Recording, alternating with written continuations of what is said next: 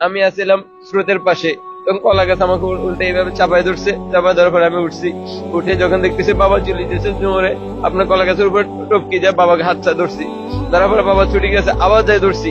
ধরার পরে একেবারে যখন স্রোতের মধ্যে পড়ে গেছি, পানির নিচে চলে যাওয়ার পরে আর বাবার হাতটা আমি ব্যালেন্স করে ধরে রাখতে পারিনি, বাবার কলার বেলা থেকে পড়ে গেছে। পড়ে গেছে। তারপরে পরে কলার ফেলা সহকারে ওইদিকে চলে গেছে। আমি একটা গাছ ধরলাম, আর তো বাবাকে খুঁজে পাইতেছি না। একটা বাচ্চা মেয়ে ছিল, একটা মহিলা ছিল, আর দুইটা আমার আব্বুর সঙ্গে আরেকজন মুরব্বী ছিল, মোট 4 জন।